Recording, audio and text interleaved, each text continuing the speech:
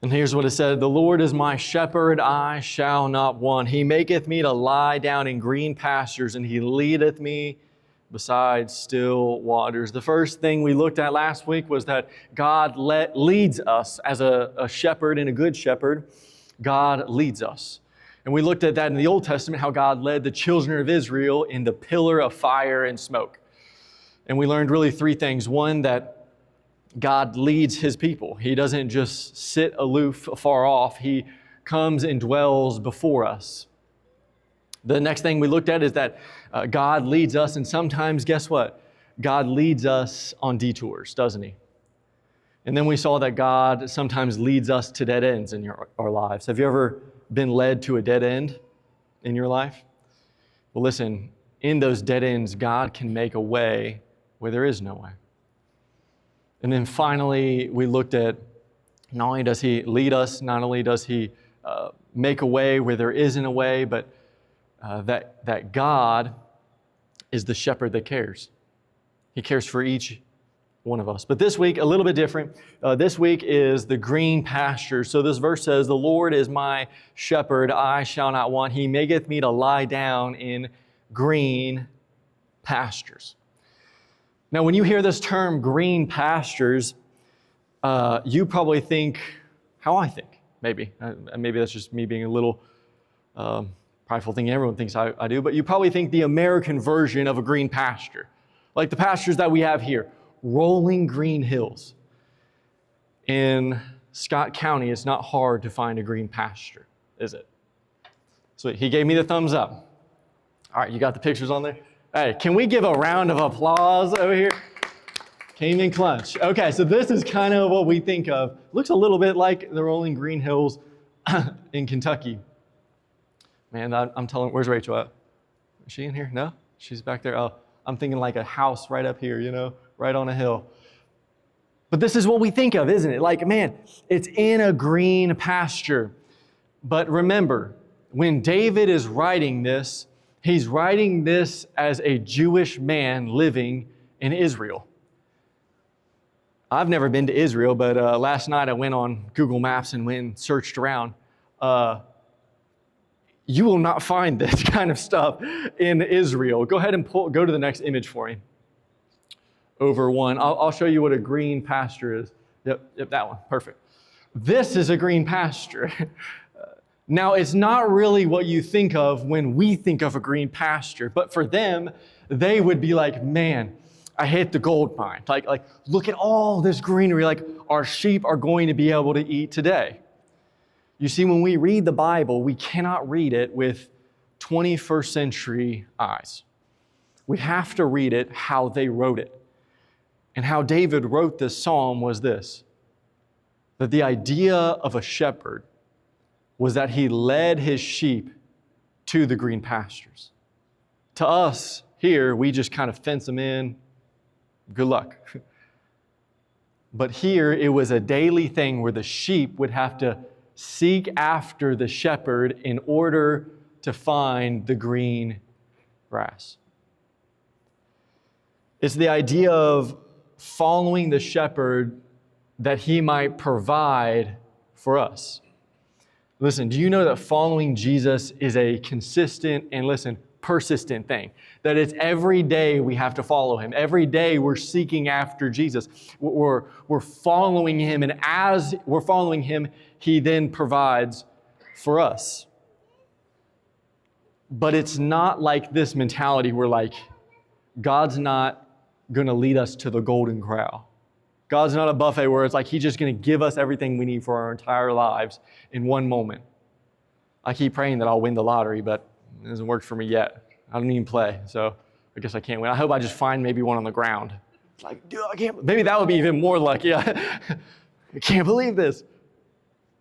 But here's a roadmap for today. Here's what we're going to look at. We're going to go back to Exodus, and we're going to look at how God provides for His people.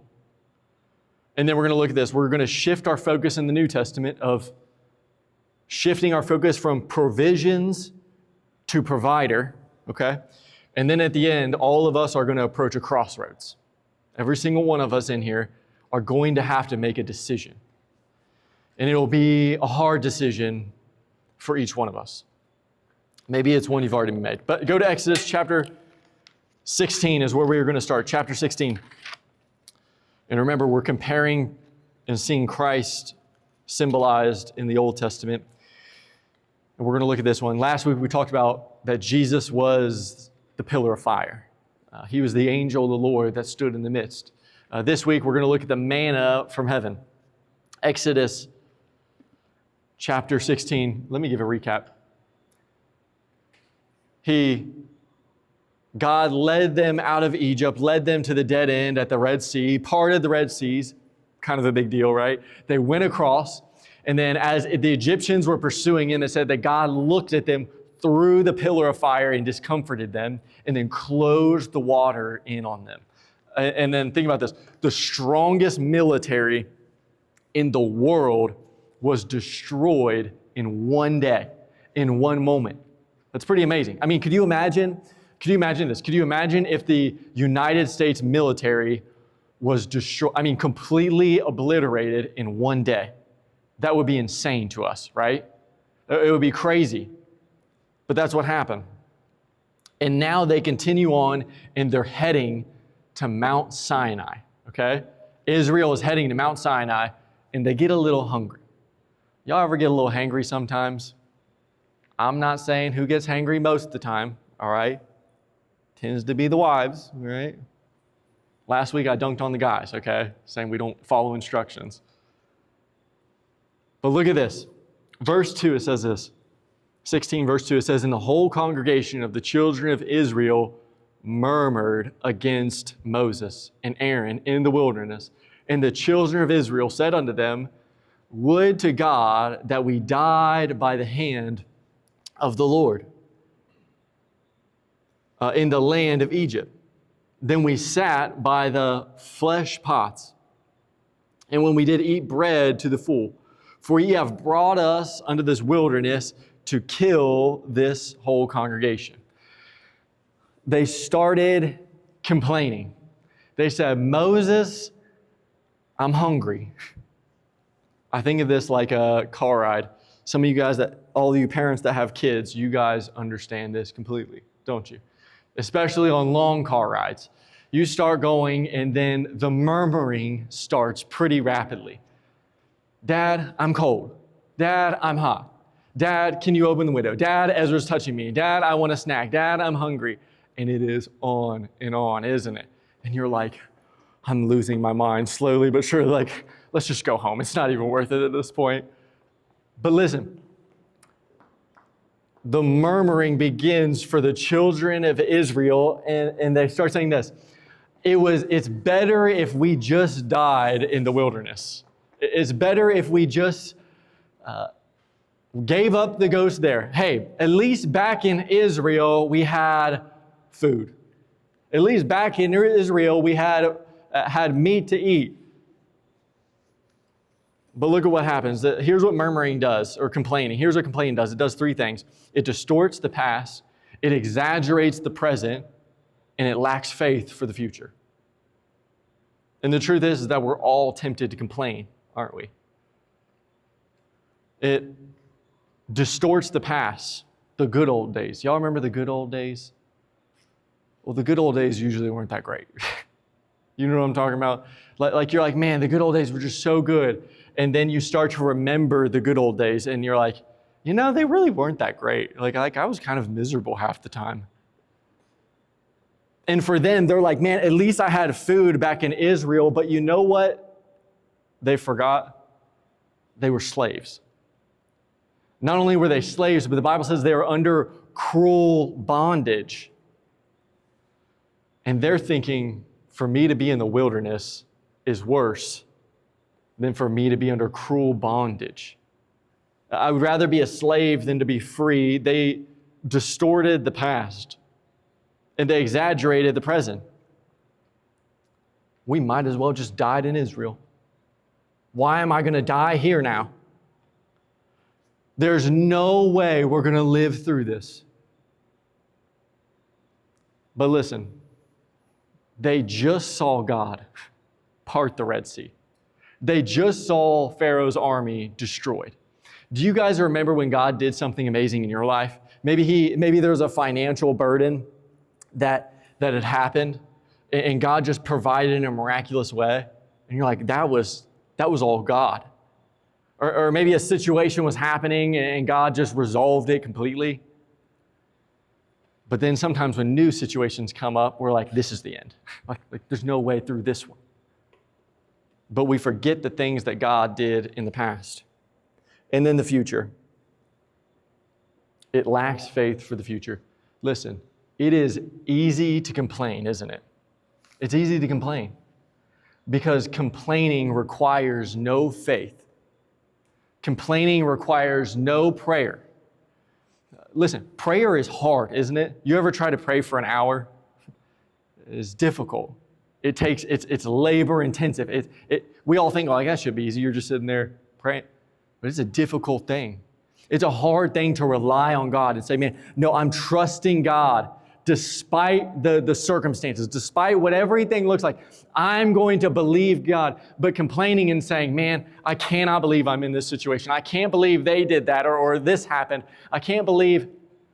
It's easier to complain than it is to trust.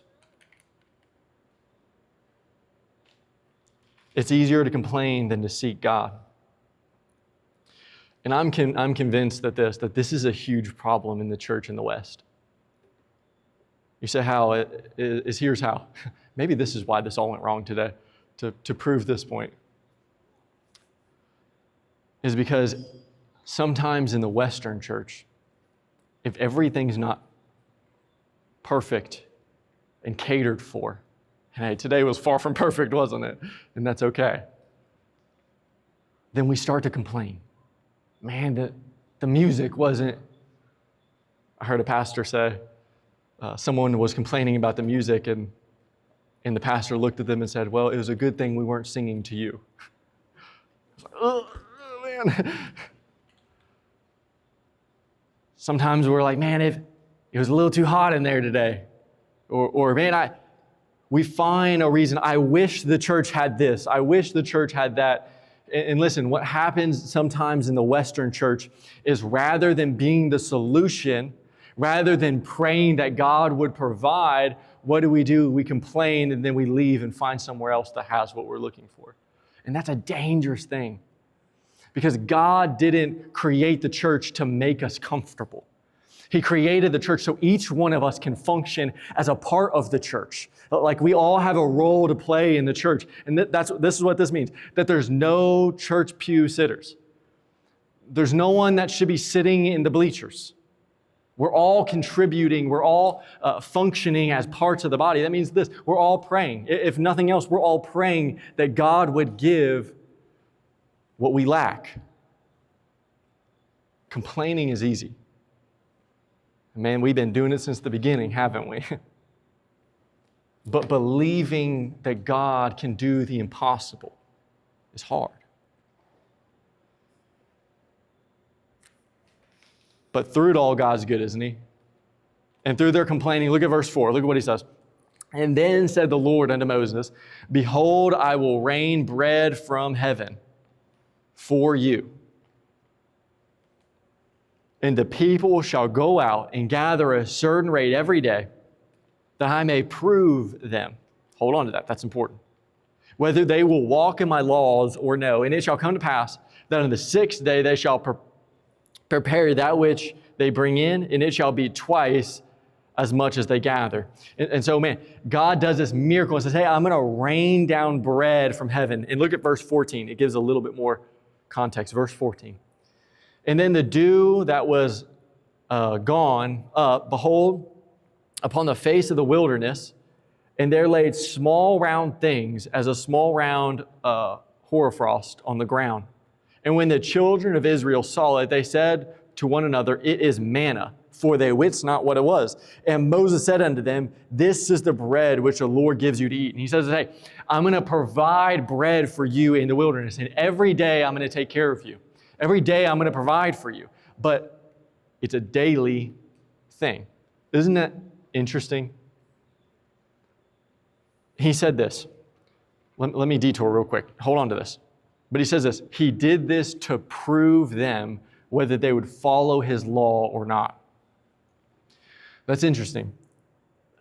That God wanted to give them something small to do every day, like relying on him, to prove them, to see if they would actually follow him or not. How easy would it be if God just gave you $100 million? You'd be set for life, wouldn't you? It'd be kind of nice, wouldn't it? I always tell Rachel, like, if I won the lottery, I'd probably end up killing myself, right? I do something crazy, like go get a plane and just fly the plane, right? I've never flown a plane in my life, but I'd try it because why not? I have one. But listen, God provides for us day by day. And back then, it was to prove them, to see if they would follow him every day, see if they would rely on him every single day, see if they would trust his word every day. And it was a little thing, wasn't it? It's a little thing to just go out and pick up, we got 5 of us in our family. All right, I'm going to go pick up 5, and I'm going home. It's a small thing, isn't it? Easy. But here's what I found in faith, is this. If you cannot do the little things, then why would God ever trust you with the big things? If God can't trust you to steward this well, then why would he ever trust you to steward more well? You see, God gives us little things to start in order to build our trust, in order to help us to learn to trust him more. If he can't trust you with the little things, he'll never trust you with the great things. And so be faithful in the little. Here's what it says. He gave them manna from heaven, and they went out every day and they got it. And isn't it cool that this little bit of manna fed them and provided for them every day? And guess how long this happened? Like a week, a month, 10 years? This happened for 40 years. Isn't that awesome? 40 years.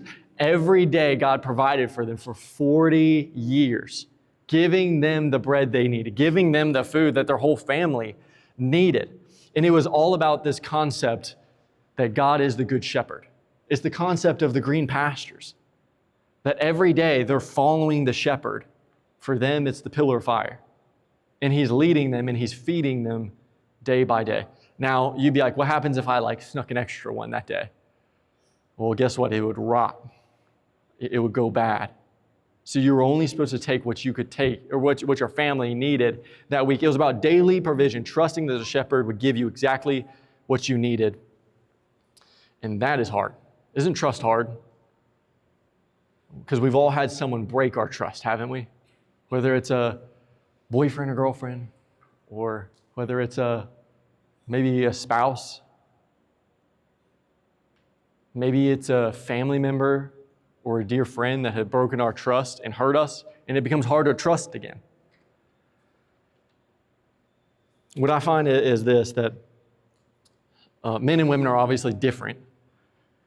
God made men to be providers, meaning it's built into us. It's our natural inclination to provide for our family. It's what we desire to do. For women desire security, meaning that if a woman doesn't feel secure, she becomes anxious. Let me give you an example. If Rachel doesn't feel secure in my love for her, she'll begin to become anxious that something is wrong. Or in our finances. If our finances are kind of wavering, she may not feel secure in our finances. Men tend to be providers, women tend to seek security, and both of these lead to anxiety. Man, guys in here, have you ever had a moment, maybe where a job fell through, and you weren't able to provide for your family like you felt like you should have? And man, that hurts, doesn't it? It's like, man, I feel like as a man, like I failed in some regard. Or how about the women in here when things, maybe your husband's been distant, he hasn't been showing you the love that you rightfully deserve. There can be some anxiety there, can't it? But this idea of learning to trust God, guys, we're going to have to learn to trust God with provision. That at the end of the day, guess what? Our jobs could be gone like that. We could have another recession. We could have, another Great Depression could come upon our country, and we may not be able to provide like we did in the past. But guess what we can do for our families? We can trust the one who does provide in every situation and in every season. But that kind of hurts our pride, doesn't it? To say, I'm going to have to trust God with the provision for my family, that He can do more than I can. Or women, how about this? When the anxiety comes up that the security cannot be found in my husband. Like we all understand that, like, your husband will fail you. Man, I'm going to fail my wife, but her security cannot be found in me. It has to be found in the one who never wavers and never fails. It has to be found in God. All of our trust, maybe it be in different ways, always has to go back to the Good Shepherd. When our trust begins to be put in our spouses, in other people, it will always falter and it will always fail. And guess what will happen? We will be tempted to murmur and complain about them. All right, go to John chapter 6. We're going to connect this to the New Testament, all right? The New Testament, John chapter 6.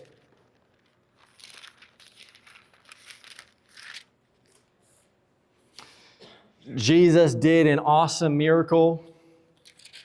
I was thinking about having a giant loaf of bread up here today, but I would be tempted to eat it while I'm preaching, and y'all don't want to hear me chewing. I hate that. Y'all ever hear people like chew in your ear? Leo does that to me all the time. This side note, I'm just complaining. I'm complaining, okay? Chewing in my ear, that's the worst. But Jesus does this miracle. He gets 5,000 people and tells them, hey, sit down, I'm going to feed you all. And he breaks bread, and then 5 loaves and 2 fishes were enough to feed everyone there. And it says everyone took their fill.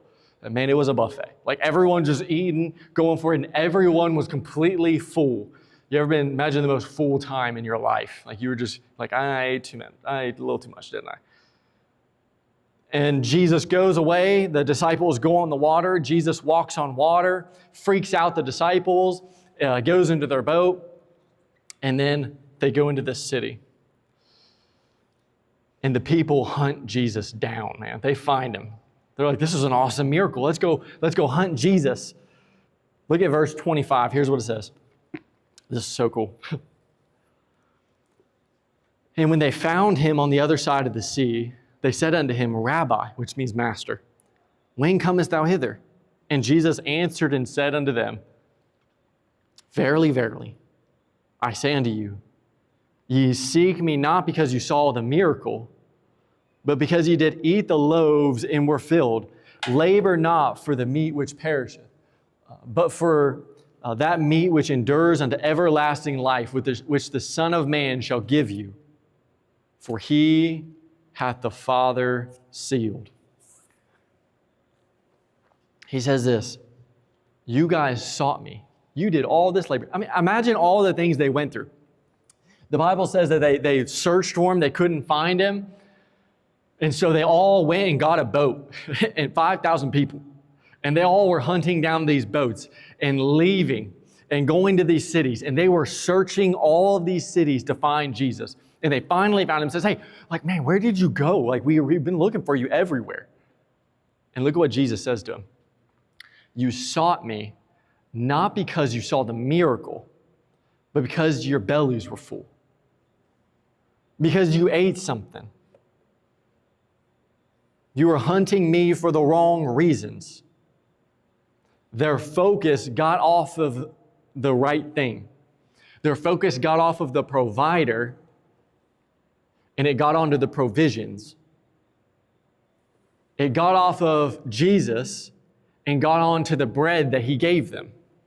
It wasn't on the miracle. It wasn't on Jesus. It wasn't on the teachings that Jesus was giving, but it was on the temporal food that they could eat. That's what they placed their faith in. That's what they sought Jesus for, simply for the food that he gave them. And he says this, labor not. Don't spend all your time working for this food.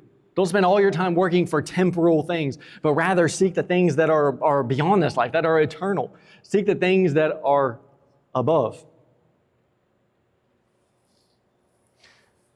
Imagine if me and you are friends, right? And I'm friends with all of you guys here. Imagine if every time I came to you, I asked you for money. Hey, Holly, can I have $100? And the next time I see her, can I borrow your car for like a week?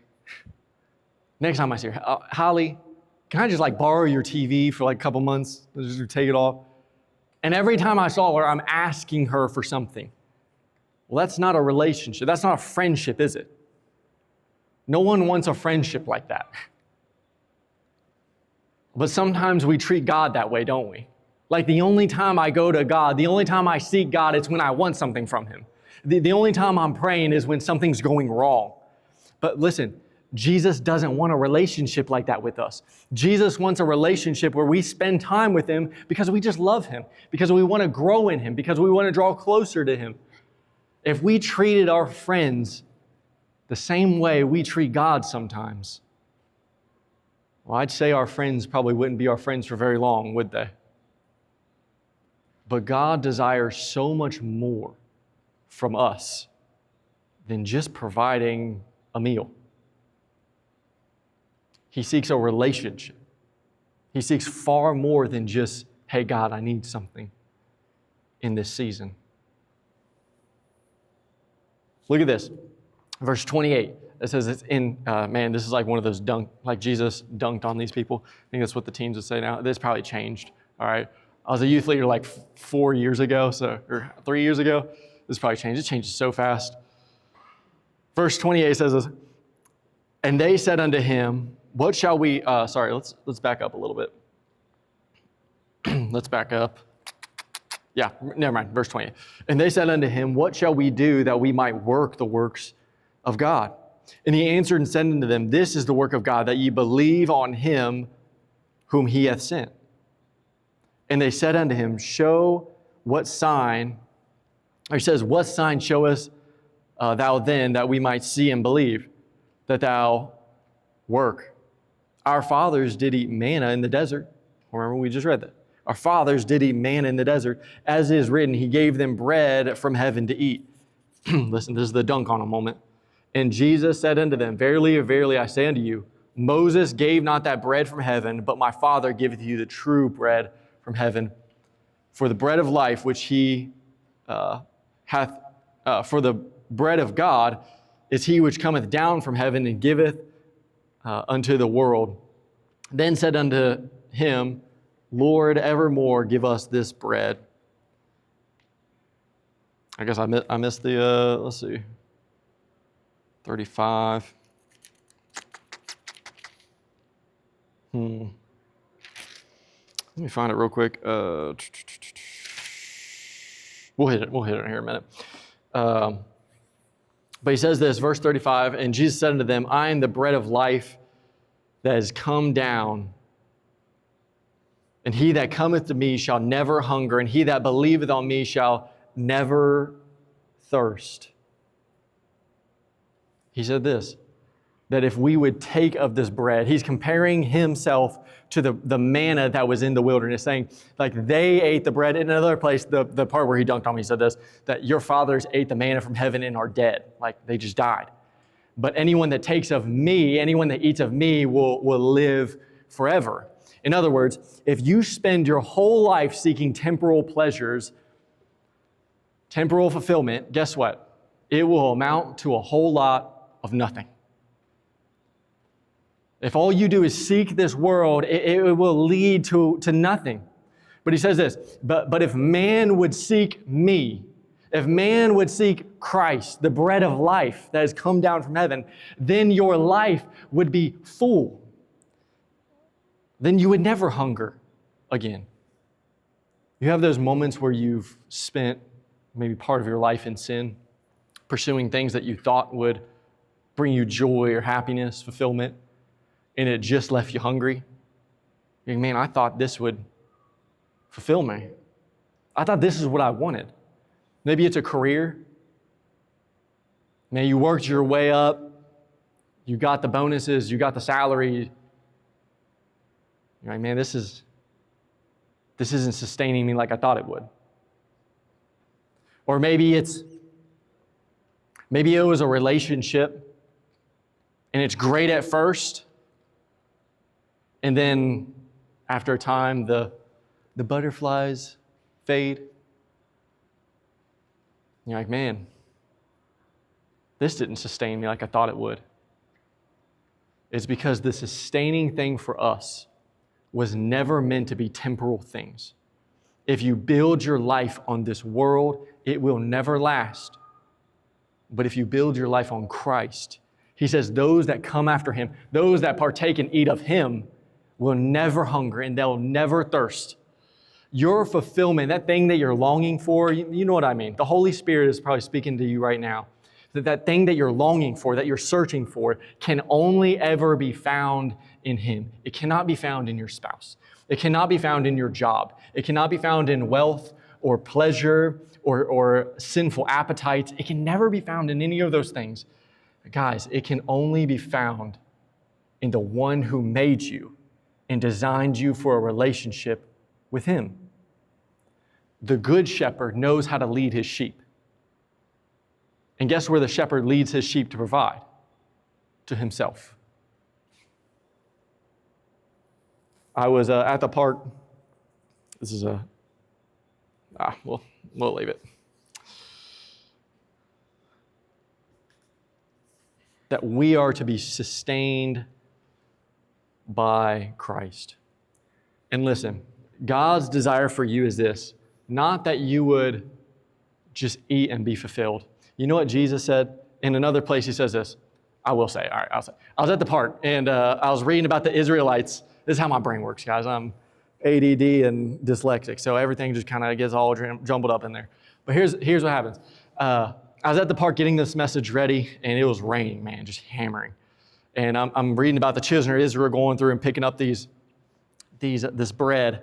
And I look over, and these birds, it is so weird. These birds, maybe they always do this, are literally in a line, like sweeping this field, like picking at the ground, getting food. And then I thought of the parable that Jesus gave. Well, here's what he said. Take no thought for what you shall eat or what you shall put on. For your Father in heaven, and then he compares us really to sparrows, doesn't he? He says, don't the birds of they don't have barns. You don't see a bird with a barn like has a bunch of food in it. He says the birds don't have farms or storage houses, but yet the Father provides for them. And he says this, that God clothes the fields and the lilies. And so he says this, take no thought for what you shall eat or what you shall put on. It says, for your Father knows what you have need of. And that's where we usually stop, isn't it? It's like where all the cute quotes on Facebook stop. But the next part is so important. It says this, but seek ye first the kingdom of God, and all of these things shall be added unto you. We get that flip, don't we? God, I'll follow you if you promise to provide. God, I'll follow you if you give me provision first. But listen, the sheep need to follow the shepherd and trust the shepherd before the shepherd can lead them to the green fields. God will provide for you, but your job is to simply trust that he will do what he said he did. Your job is to follow Christ, to pursue him first, and then he'll provide for his sheep. We have to trust that God will provide for us. But listen, I'm not just talking about food. Obviously, he'll provide food and clothing for us. He's not going to leave you out to hang. But listen, God desires so much more for you. You know that? More than just eating and putting clothes on. He wants to give you peace and joy. He wants to give you just an overflowing life, an abundant life. He wants you to do more than just survive this life. He wants to give you so much more fulfillment. And so the crossroads. You guys ready for the crossroads? One of the saddest verses in the whole Bible. Go to verse 66, all right? John 6:66. Kind of weird, isn't it? 666 in the Bible is one of the saddest verses. It says this. Jesus tells them basically, hey, if you take of me, you'll live. And if you don't, you'll die. And here's what happens. Here's the people's response. From that time, many of his disciples walked no more with him. Isn't that weird? John 6:66. From that time, many of his disciples walked no more with him. Jesus was telling them this. You want the miracles, you want the things I offer you, but I want a relationship. I want you to follow me. I want you to surrender to me. I want you to give your life to me. You got it backwards. And Jesus straightened them out and said, hey, you need to make a decision right now if you're going to follow me or not. Are you going to surrender your life to me or will you walk away? And the really sad part was a lot of people walked away. Isn't that sad? Jesus, the Son of God, was before them. And they chose to walk away. You have a decision today. Will you trust Jesus or not? Will you trust him or will you walk away from him? There is no life outside of him. There's no fulfillment. There's no lasting peace outside of Jesus. Everything is found in him. The question today, the crossroads is this. What will you do with Jesus? Will you surrender your life to him or will you keep living it in the pursuit of yourself?